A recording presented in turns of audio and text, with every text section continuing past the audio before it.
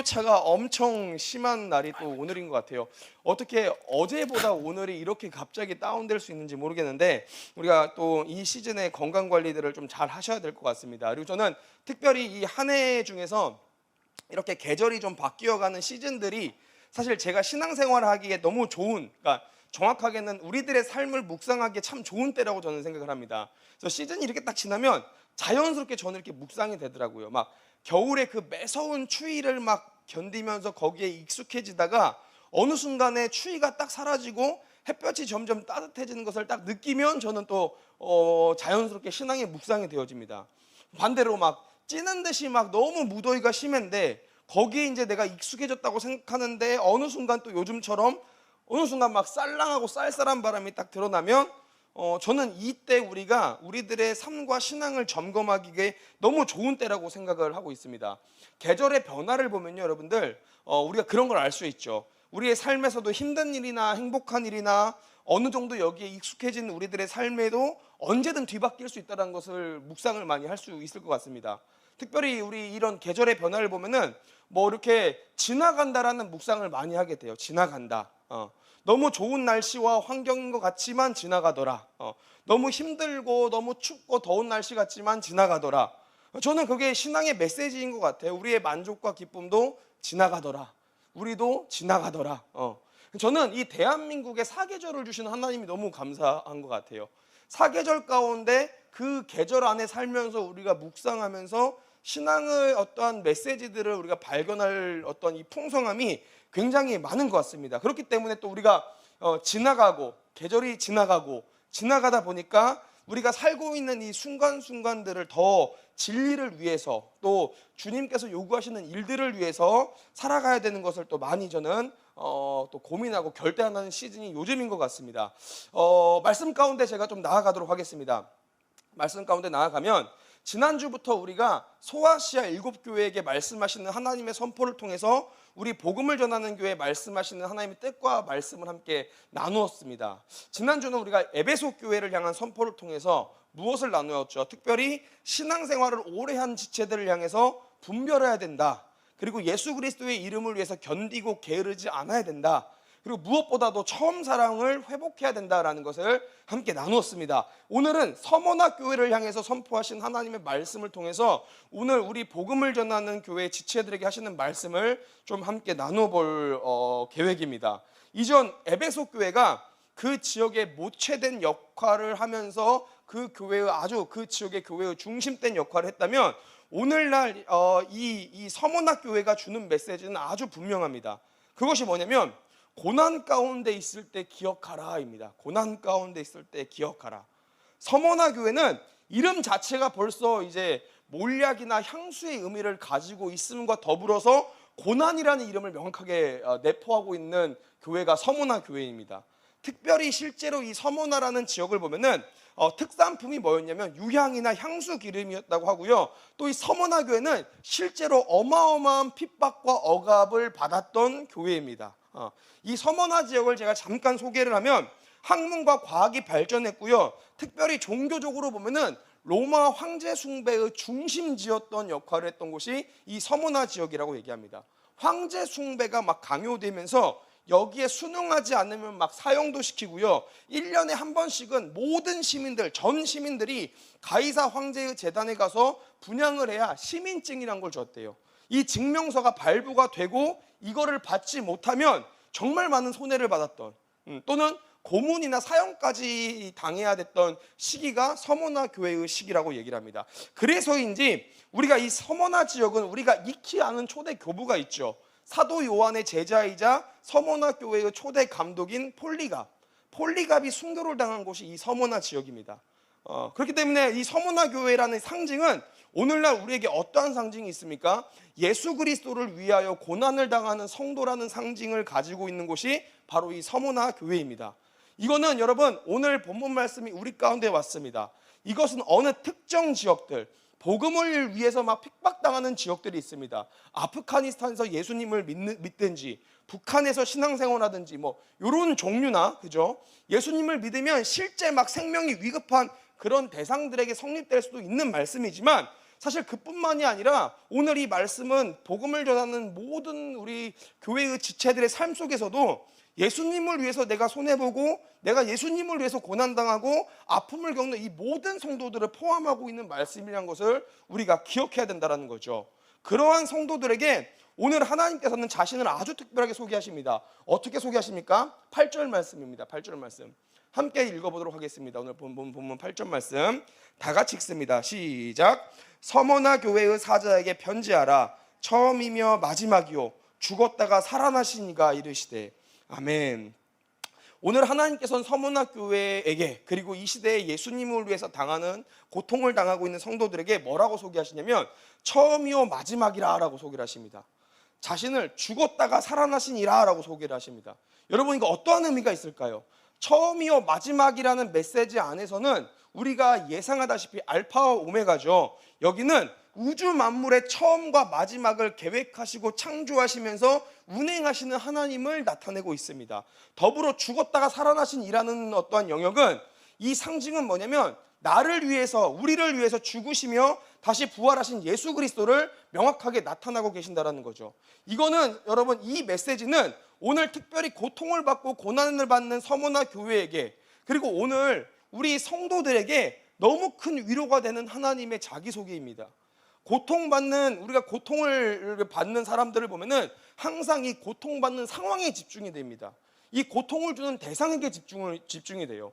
고통받는 상황이나 고통을 주는 대상에게 집중이 되어 있는 우리에게 하나님은 뭐라고 소개하냐면 모든 천하 만물의 주인 되시고 천하 만물을 만드시고 처음과 끝을 아시고 주장하시면서 계획하는 하나님이라고 이야기를 하십니다.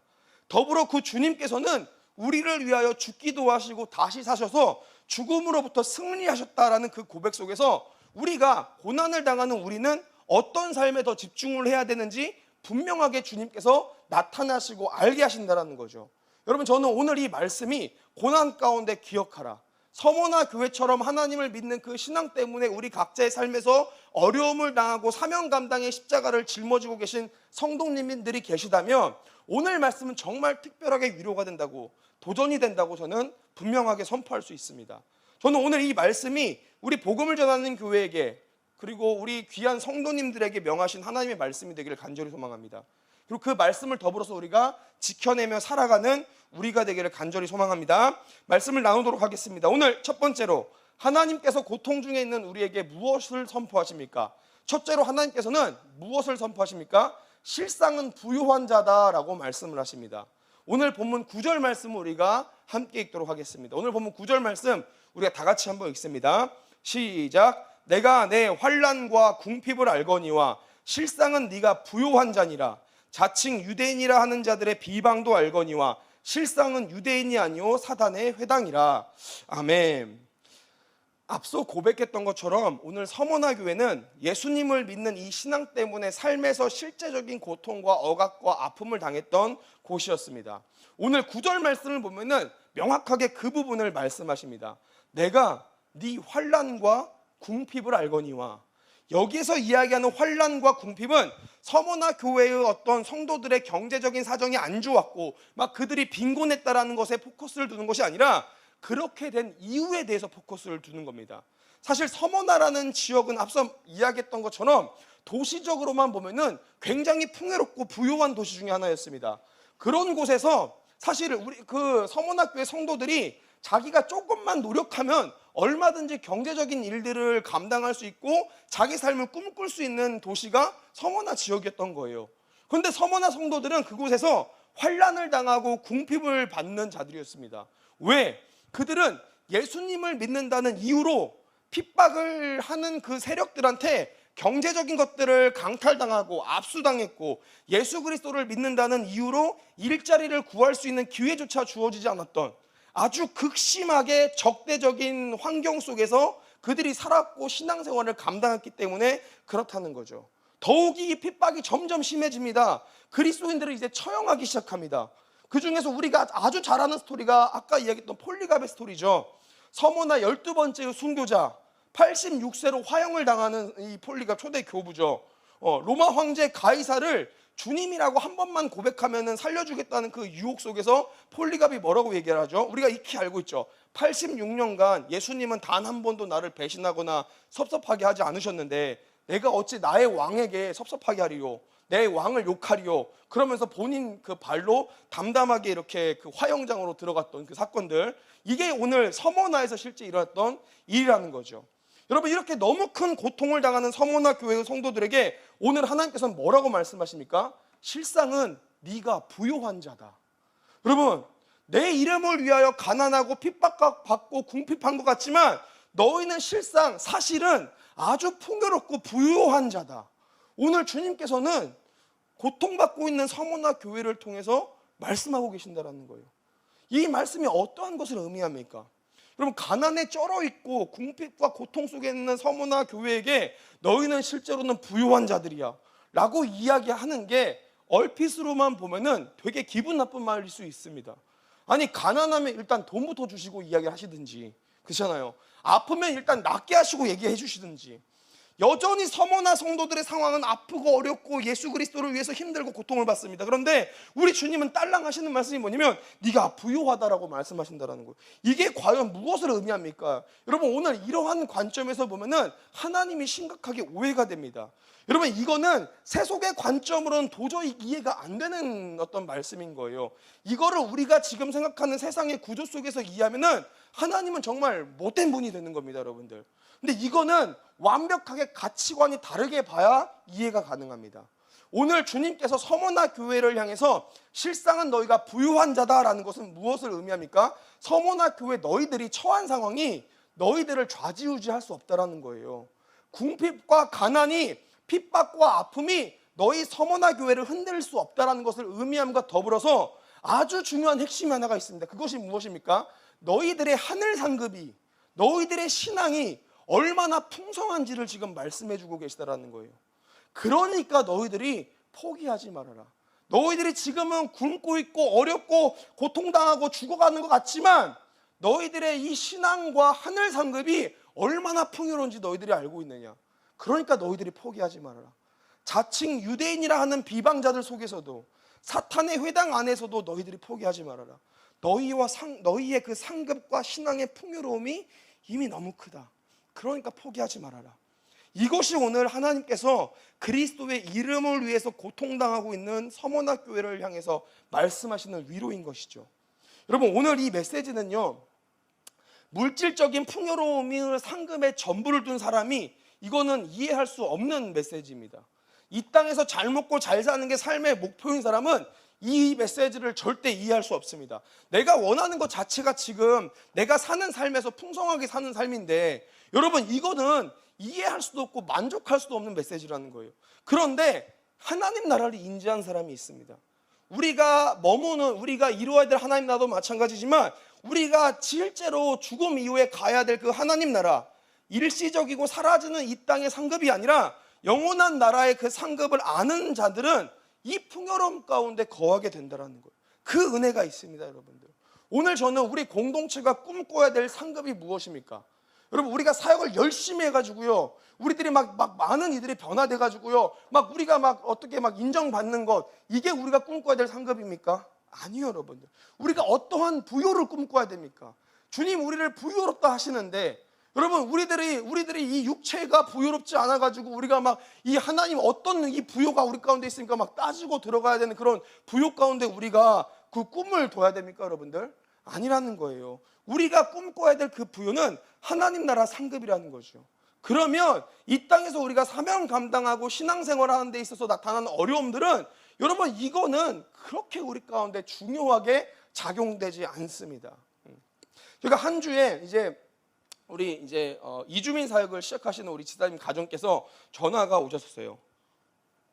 금요일 날 저녁에 오셨던 것 같아요. 금요일 저녁에 오셔가지고 이제 이주민 사역으로 해서 한 걸음 뗐습니다. 그리고 장소도 구하고 있고 저희가 기도도 하고 열심히 다해서 뭔가 하려고 하고 있고, 저도 제 마음에 제 뛰고 있는 심장에 이렇게 위기 청소년이 있다면, 또 오른쪽에 우리 이렇게 또 엄마들, 또 위기 가정들이 있다면 심장이 세 개가 된 거죠. 박지성도 아니고 하나의 또 이주민이 폐 자리에서 뛰고 있는 거예요. 여기 이주민들 보면 가슴이 뜨겁고 복음 전해야지 하면서 준비를 하고 있는데, 금요일 저녁에 전화를 왔는데 이제 또 굉장히 안 당해도 될 사건들을 당하셨더라고요.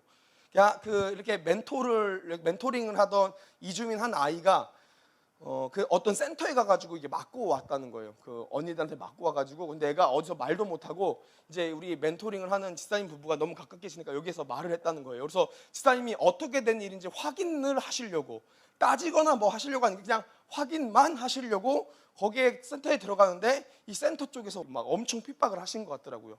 막 신고를 하겠다 막 그러면서 핍박을 하시면서 이해할 수 없는 막 이런, 이제 처음 당해보시는 거니까 우리 이제 집사님 부부는 여기에 대해서 굉장히 이제 막 이렇게 막 많은 생각을 하시면서 전화를 주셨던 것 같아요. 그래서 이제 저희가 전화를 드리면서 이제 이런저런 얘기하시고, 왜냐면 우리 양떼 우리 사역자 선생님들은 익숙하잖아요, 그죠? 뭐 아주 익숙한 일들이니까 이제 여러저런 이것저것 얘기하시면서 이제 하는데, 그 가운데 제 마음에 들었던 게 뭐냐면 너무 감사함이었던 것 같아요. 너무 감사하더라고요. 이게 이제 진짜 우리 집사님 가정이 진짜 사역자 가정이 됐구나. 이거 안 당하면 사역자 아니잖아요, 그죠? 우리 양떼 사역자 선생님들이 한번 생각해 봐야 돼요. 우리 경찰서 한번 안 가보면 사역자라고 얘기하면 안 됩니다, 우리는. 그렇잖아요. 우리 법원에 한 번도 안 가보면 사역자 아닌 거예요, 우리는. 이제 사역자가 되신 거예요, 막. 이제 막 하나님께서 막 뭔가를 이제 일을 진행하시기 위해서 이제 막 뭔가를 막 뛰고 계신 거예요. 전 사실 너무 신나고 너무 감사하더라고요. 좀 이상하죠.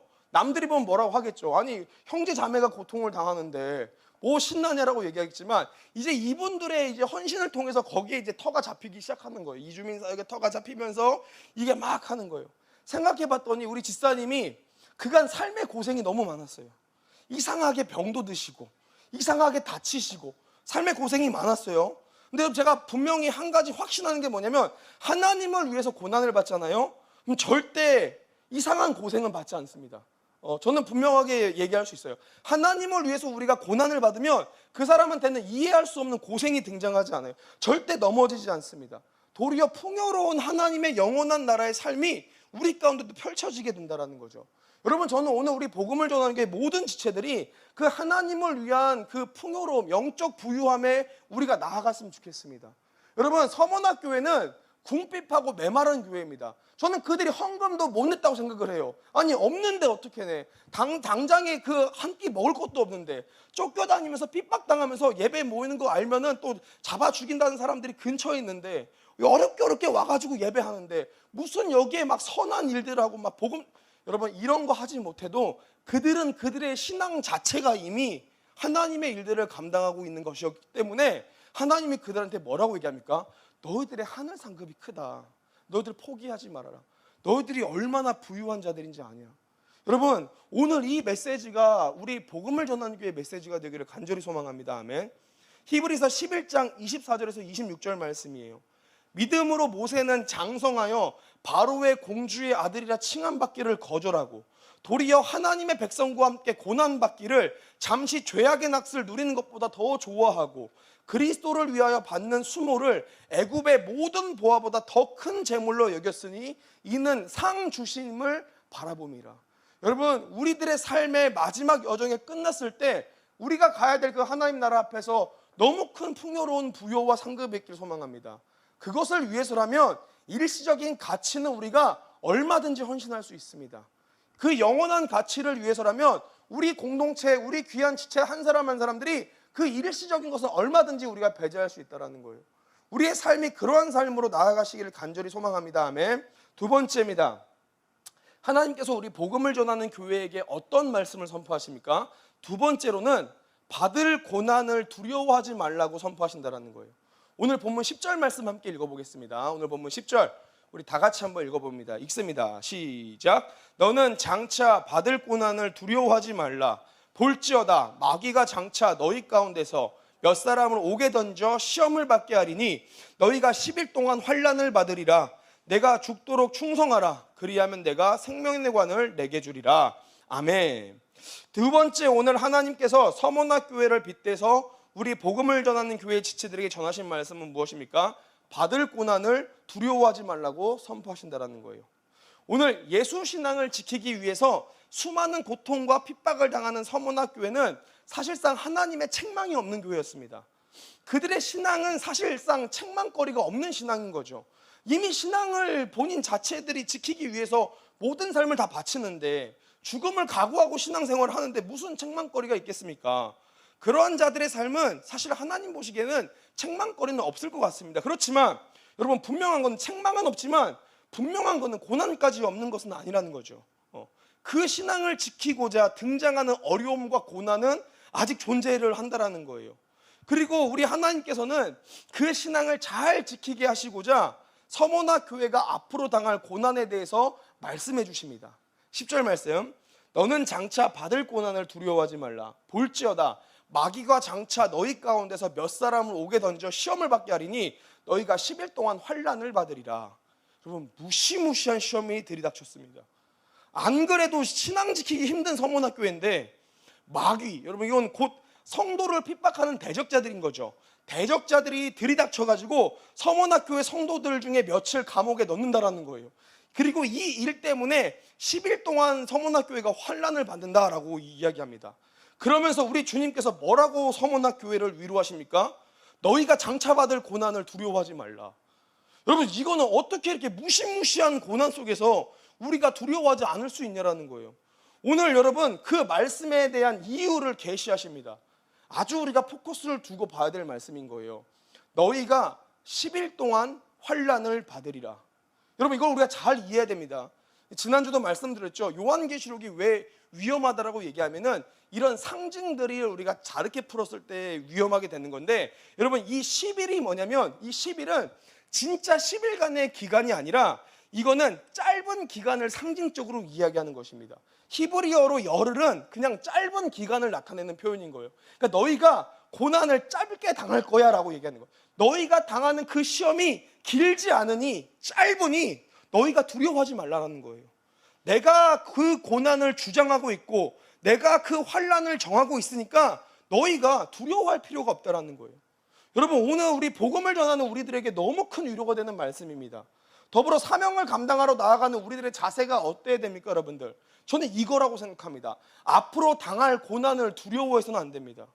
저희 양떼 10주년 예배 우리가 이제 월요일 날 있었죠. 이제 이번 주 월요일 날 있었습니다. 그래서 제가 쭉 10주년 예배한다고 주일 예배 끝나고 이제 집에 와서 그 10년간 있었던 사진들을 쭉 정리하는데, 첫 번째 제가 들었던 감정은, 야, 지금 남아있는 우리 지체들의 얼굴이 그때는 진짜 못생겼더라고요. 그러고 보는데 어떻게 다들 이렇게 찌질해. 지금은 우리 집사님들도 지금 새로 오신 집사님들은 우리 지체들이 전혀 그런 지체들이 아닌 줄 알고 있어요. 이제 너무 억울해요, 정말. 이 마음은 진짜 주님만 아시는 거예요. 아, 내가 당했던, 너무 이쁘대요. 너무 잘생겼대요. 그럼 뭐가 이쁘고 뭐가 잘생겨요? 그 사진을 제가 언젠가 제가 한 20주년 되면은 다 공개를 할 겁니다. 만천하에. 그러지 않았다라는 것을 너무 그런 어떠한 마음이 있고요. 그러니까 괜히 추억도 돋고요. 추억이 돋다 보니까 제가 사진들을 다 보면서 제 마음에 야, 진짜 많은 고난들을 넘어왔더라고요. 많은 고난들을. 많은 고난들을 넘어오는데 그 끝이 어떻게 가냐면, 제가 제 삶이 회개로 나아가더라고요. 야, 나도 고난이었지만 우리 주님도 진짜 고난이셨겠다. 우리 애들도 진짜 고난이셨겠다. 제가 회개로 나아갔던 이유를 고민해봤더니, 진짜 회개거리가 산지에서도 회개했지만 진짜 제가 이 마음 가운데 들었던 게 뭐냐면, 진짜 중요한 것이 여기 있었습니다. 여러분들, 아직 끝나지 않았다라는 거예요. 회개하면서 우리가 10년의 정리라고 끝내고 이제 나아갈 길이 훨씬 많다라는 거예요. 여러분, 우리가 감당해야 될 고난은 아직 여전히 존재합니다. 우리 지체들 아셔야 돼요. 우리는 고난이 없는 교회가 아닙니다. 그거를 지향하고 추구하지 않습니다. 우리의 삶에 고난이 없습니까? 아니요, 저는 이걸 추구하지 않습니다. 아직 감당해야 될 고난은 아직 산재히 많습니다. 여러분들, 하나님께 사랑받는다고 이 땅에 고난이 없습니까? 서머나 교회를 보면은 책망받을 흠이 하나도 없는 교회였습니다. 그런데 앞으로 당할 고난은 여전히 산재한 교회였습니다. 마찬가지예요, 여러분들. 우리의 개인의 삶에도 마찬가지입니다. 우리 공동체 자체도 마찬가지입니다. 앞으로 우리 공동체 사역에 많은 지경들이 열리고 있고요. 이제 우리가 그 가운데 해야 될 사명들이 더 열렸습니다. 사명들을 하나하나 감당하는 것을 우리가 품고 나아갑니다. 여기에 고난이 없습니까, 여러분? 아니요, 여러분. 사명의 지경이 열렸다는 것은 고난받을 루트가 훨씬 많아졌다는 것을 의미합니다, 여러분. 걱정도 많이 되고 여기에 두려움이 앞설 수도 있습니다. 그리고 실제 우리가 진짜 감당해야 될 어떤 고난과 아픔이 분명히 산재하고 존재한다는 거예요. 이게 무섭고 두려워 보일 때가 있습니다. 그런데 그 가운데 우리 공동체 모든 지체들이 알아야 될 사실이 무엇입니까? 받아야 될 그 모든 고난의 상황과 환경과 일자와 그 모든 것을 우리 하나님께서 쥐고 계시다는 사실인 거예요. 우리가 당해야 될 고난은 분명히 존재하지만 우리가 복음 전하며 부딪히는 그 역풍은 분명히 존재하겠지만 그 모든 것을 관할하시고 주관하시는 분이 바로 우리를 가장 사랑하시는 하나님이라는 사실에 우리는 두려워하지 않을 수 있다는 것입니다, 여러분들. 그렇기 때문에 우리가 삶에서 예견되게 등장하는 고통에 대해서 우리가 두려워하지 않을 수 있는 근거가 여기에 있습니다. 우리를 사랑하시는 하나님께서 그 기간과 상황을 모든 것을 주관하고 계시다라는 거. 그래서 여러분, 두려움을 이기는 가장 큰 존재가 무엇입니까? 바로 사랑인 거예요, 사랑. 요한일서 4장 18절 말씀이죠. 사랑 안에 두려움이 없고 온전한 사랑이 두려움을 내쫓나니 두려움에는 형벌이 있음이라. 두려워하는 자는 사랑 안에서 온전히 이루지 못하느니라. 여러분, 우리가 당해야 될, 복음 전하면서 당해야 될 아픔이 있습니다. 근데 우리가 하나님을 사랑하면 이것은 아무 의미가 없습니다. 두렵지 않을 수 있어요. 제가 한 주에 우리 선우를 저희 집에서 한 3일 동안 이렇게 데리고 있었습니다. 선우 같은 애가 없어요, 진짜. 너무 착하고 너무 이쁘고, 정말 선우는 어떻게, 전 독특한 현상이 있어요. 선우도 엄마 아빠를 3일 동안 안 찾고 엄마 아빠도 선우를 3일 동안 안 찾아요. 그러니까 이게 저희가 계속 대면서, 와, 선우는 그냥 어디를 데리고 가든 그냥 괜찮아. 얘가 그냥 우리에 딱 달라붙어서 저한테 어디를 데리고 가도 괜찮아요. 처음부터 사랑을 너무 많이 받으니까, 우리 공동체 사랑을 많이 받으니까 사람을 보면 경계를 하는 게 아니라 일단 웃고 시작을 해요. 제가 볼 때 약간 그게 있는 것 같아요. 내가 이 사람을 꼬셔서 이 사람도 나한테 반하게 해야지, 약간 이런 마음이 좀 있는지 일단 웃고 시작하고, 안기라고 하면 다 안기고, 애가 이 사랑을 많이 받으니까 삶에서 진짜 두려움이 없더라고요. 우는 것도 아주 간단 명료합니다. 배고프면 앙 하고 울어요. 그럼 밥을 줘요. 그럼 또 끝이에요. 자기가 불편해도 그냥 다 넘어가요. 저는 그걸 보고 알았어요. 사랑 안에 두려움이 없다는 건 이런 거구나. 우리가 하나님의 사랑의 그 존재를 완전히 믿고 신뢰하고 나아가면 어디에 있든 누구에게 있든 그 어느 상황에 있든 여러분, 우리 가운데는 두려움이 있지 않나라는, 존재하지 않습니다, 여러분들. 오늘 주님께서 말씀하십니다. 서머나 교회 같은 복음을 전하는 교회에 너희들아, 너희들이 내 이름을 위해서 받을 고난이 아직 끝나지 않았다. 더 많은 고난이 오고 더 많은 시험과 환난을 받게 될 것이다. 그런데 장차 받을 고난을 두려워하지 말라. 그 모든 것보다 너희를 사랑하는 내가 그 일수와 환경과 상황을 주장하고 있으니까 두려워하지 말라. 저는 여러분, 오늘 이 말씀이 우리 가운데 큰 위로와 깊은 회복이 되길 소망합니다. 하나님 사랑함으로 앞으로 다가올 그 예수 그리스도를 위한 환난에 그 두려움을 넉넉히 이기시고 승리하시길 간절히 소망합니다. 아멘. 마지막입니다. 마지막. 우리 복음을 전하는 교회 지체들에게 오늘 말씀, 서머나 교회를 통해서 주님은 무엇을 말씀하십니까? 마지막입니다. 가장 중요한 말씀입니다. 네가 죽도록 충성하라라고 말씀하십니다. 오늘 10절 말씀입니다. 같이 한번 읽도록 할게요. 오늘 보면 10절 말씀을 다 같이 읽습니다. 함께 읽습니다. 시작. 너는 장차 받을 고난을